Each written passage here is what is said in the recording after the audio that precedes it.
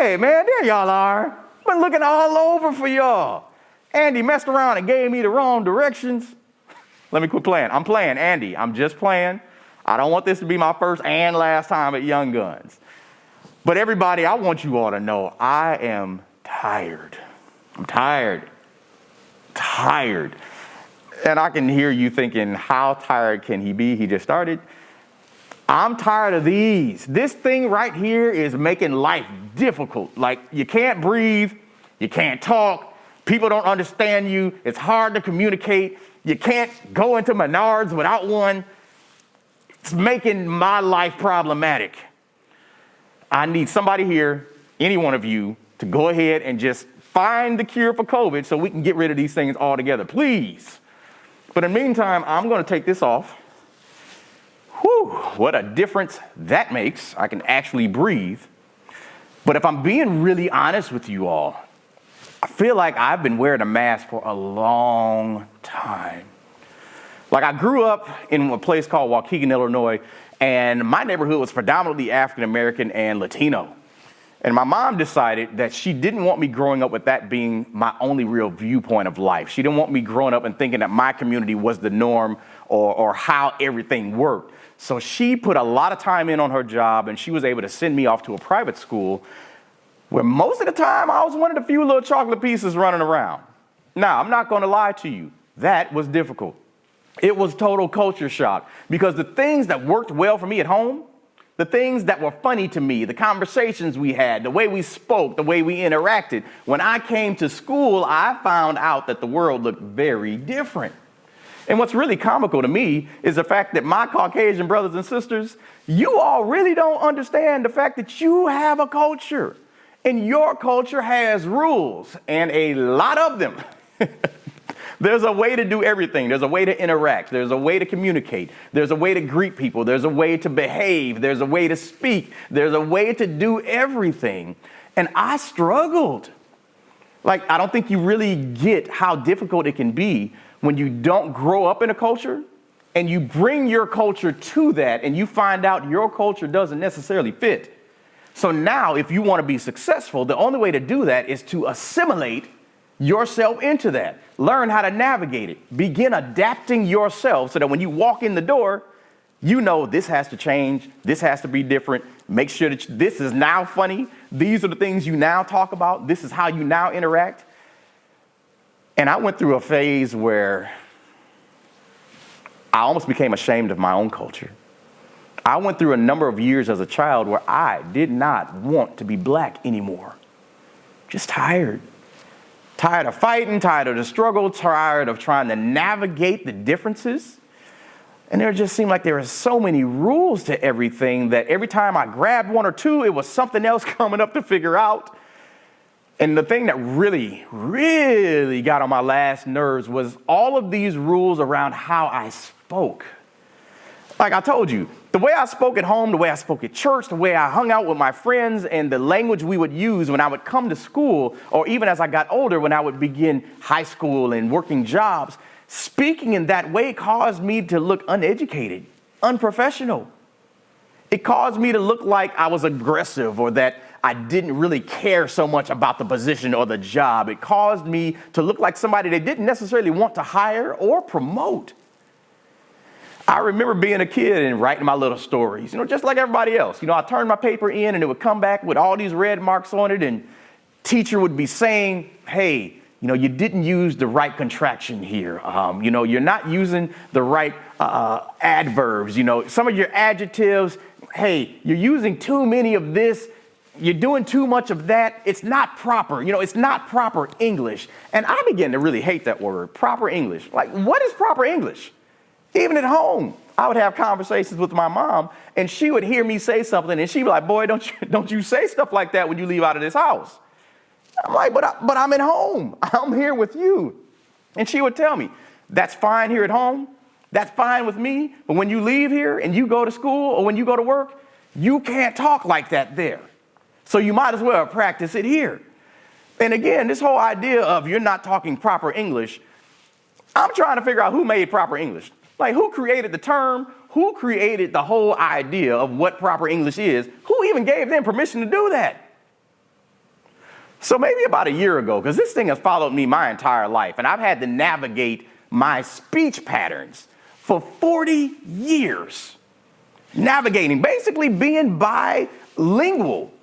When I go here, I can speak one way. When I go here, I got to talk completely different because I need to be successful in both of these areas.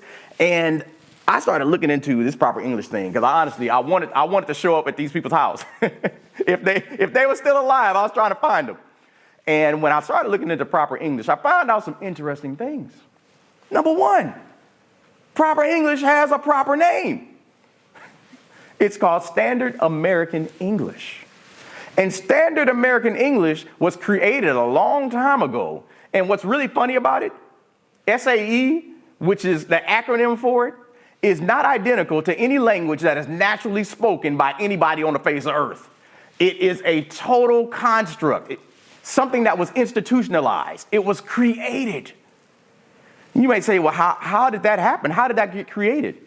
Well, the people who had the social power at the time were able to take the English that they used, the language that they utilized, and they were able to use their social power to push that language into being the prestigious language of the land. So everybody else, all the other cultures, were expected to use this brand of English because of the power they had. And then in turn, as this is pushed down, people who desired social power are now looking up at them and saying, well, if that's how you speak and I want access to you and the things that you have power over, maybe I should speak that way too. So now it becomes desirable. I want to sound like that. I want to speak like that. And the more I speak like that, the more I will be associated with those who have social power. Now, there's a definition that absolutely blew me away once I came across it, but it basically said that Standard American English is defined as the avoidance of pronunciations that are associated with specific regions and groups. Now, I'm the type of person where I wanted to get into depth of what are exactly the regions and groups we're speaking of. But I could probably guess. And then I came across another word that really gave me my answer. There is a term called African American Vernacular English. Oh, yes, they gave a name to it. A name to the type of language that is associated with African Americans or associated with black culture. And it was given a few other names too. Some of them you may recognize, Black English. Many of us have heard of the term Ebonics. We know of that. But some of my personal favorites, Negro dialect. Gotta love that one. Talking with a black accent. These are real names that were floating around about the language that was predominantly used or perceived to be used by African Americans. And when you look into the history of this, you realize that this language came from the plantations. Understand that many African Americans and black people in general were brought over from Africa and did not speak the language, so they began learning English in whatever way they could. And in addition to that, African Americans were not allowed to learn literacy. Because see, back in the day, laws were passed, literal laws were passed that prohibited slaves from being taught to read and to write. There was a law that I came across that was brought about in the 1800s by the state of North Carolina, and it literally said that reading and writing by slaves was essentially going to be banned because it would bring about dissatisfaction in their minds. Dissatisfaction about their current plight, dissatisfaction about the things they are going through, and that could result in the harm to the citizens of the state. Because we all know we wouldn't want the slaves to become dissatisfied with their positions in life and do something crazy like rebel or fight against it. So let's do them a favor and not even teach them to read or write, and then they won't even have to think about that. These were laws that were passed. Real things that were happened. And then even after slavery, because there were other cultures that were coming over into America, but during this time, black people were not allowed to integrate into the society, integrate into the cities where Caucasian Americans, where white Americans were coming in and assimilating and integrating into a similar language, dialect, pronunciation style. African Americans were relegated to the outskirts. And because of that segregation that was physical, also came a segregation of the linguistics, how we spoke. And that was maintained and continues today. Why? Because we're still segregated. Many African Americans are still relegated to very segregated areas, to where there's a maintenance of how we speak. So it's still called African American Vernacular English. And people don't understand this. They don't get the facts that in our community, literacy is still a problem. That by the 4th grade, only 19% of African American children are able to read and write at a 4th grade level. And we're wondering why we're still having problems. So all of this stems from the initial prospect of proper English being created by those with social power and being utilized, in my mind, as something to divide, and that still keeps people that look like me from obtaining access to certain levels of success that maybe we should have and even could have if we were able to speak the language. It's so crazy. It's so absolutely crazy. So I had all of these things in my mind going into last year, and then there was 3 deaths that came about that absolutely rocked me. The month of February hit, and on February 23rd, Ahmaud Arbery was hunted and killed in broad daylight for jogging. Then a month later, March 13th, you've got Breonna Taylor, who was shot and killed while hanging out with her boyfriend at her home. And then the one that really pushed me over the edge, May 25th, George Floyd. Yeah. Suffocated and killed on a street in Minnesota in broad daylight, with people watching, with video recorders rolling, with thousands of people watching it on live stream. We watched a man be suffocated when a police officer put his knee on his neck for over 9 minutes over a $20 bill. Over a $20 bill. And it hit me, like it really got me to thinking. The reality that I could literally die at any moment from something that I have no control over, from something that wasn't a bad decision on my part, for something that I wasn't even consciously aware of. I could lose my life today. And it made me start thinking about what I was doing, who I wanted to be, what kind of things I wanted to do in my future, and ultimately, how do I want to be remembered whenever my time comes to leave this place? And I realized I had been spending so many years of my life doing what a lot of other people do, wasting time getting better. Oh yeah, wasting time, getting better at a lot of things that I really didn't care about. Things that weren't even really important. I spent a lot of time getting better at classes and getting better at sports that had no bearing on my life. I spent a lot of time getting better at jobs that I absolutely couldn't care less about. I spent a lot of time getting better at impressing people that really didn't care about my life. I spent a lot of time getting better at hiding my fears, getting better at holding my tongue, getting better at compromising my beliefs, getting better at not rocking the boat, getting better at masking my true self. And I got tired. And after watching George Floyd die, I looked at that and I said, screw this. I'm not doing this anymore. I'm tired of getting better. Because see, anybody can get better at anything. You just do it long enough and eventually you're going to get better at it. We get better at walking. We get better at driving. We get better at things that don't even matter. Things we don't even care about. I'm tired of getting better. I'm not getting better anymore. From here on out, I'm going to be gooder.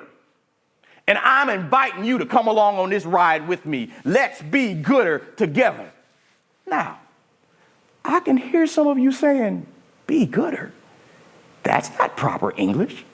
And you know what? You're exactly right. That's not proper English. And I don't care. Because see, being gooder is understanding who I am and what I have to offer. And it's not about getting better at something. It's that I'm going to be what I'm already good at, what I'm already made for. Because see, in my mind, being gooder is understanding that how I speak is not a detriment, it's a gift.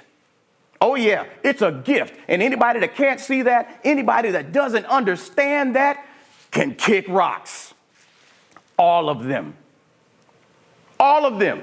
Being gooder, it's about understanding who you are made to be. Being gooder is understanding that I have some gifts and some talents that I need to bring into this world. Being gooder is understanding that when I walk into a room, there is nobody else there who can do what I can do in the way that I can do it and have the effect that I can have when I do what I do. That's what being gooder looks like. Being gooder is recognizing that there are rules of the world that I need to abide in if I want this world to recognize who I am. Or I can be gooder and I can go over here and create my own rules, and now you have to come over here and get better at this. I'm tired of fitting in a box. Because see, when you be gooder, you decide, I'm going to move this box to the side and I'm going to create my own box. Matter of fact, when you be gooder, there is no box. I'm taking the lid off. I'm knocking the walls out. I got room to stretch now. I got some room to reach here. Because see, there is a reality here that being gooder is what changes lives. Being gooder is what frees us to be our best selves. And I'm inviting you to come be gooder with me. We can do this. Let go of all the restraints. Understand that the world, literally the very world, has no idea what you have to offer it. So stop waiting for the world to call you specifically by name and invite you into the room. Instead, you go out there and make it take notice. You do what you do so well that they have to pay you to do it. That's what being gooder is all about. So today, and I know all of us here, we work with funnels. Today, as a one-time only deal, because you're here and you stayed with me this entire time, I'm going to make you this incredible offer. I want you to be a part of my prestigious club. Oh, yeah. Today, I'm adopting all of you into my club.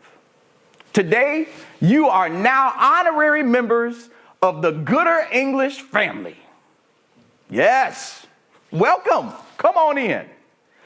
And because you're an honorary member, I want to give you the same talk that my grandfather has been giving me for as far back as I can remember.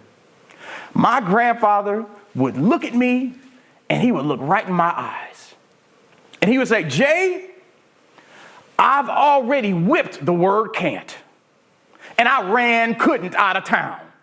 So there is absolutely nothing left that can stop you from being whoever you want to be, that can stop you from doing whatever you want to do, that can stop you from accomplishing whatever you want to accomplish. So don't you ever let anybody tell you what you can't do, because in this family, that word doesn't even exist.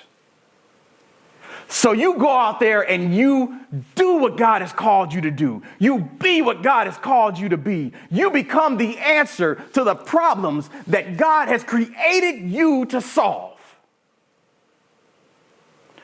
And you don't wait for it to happen. You go make it happen.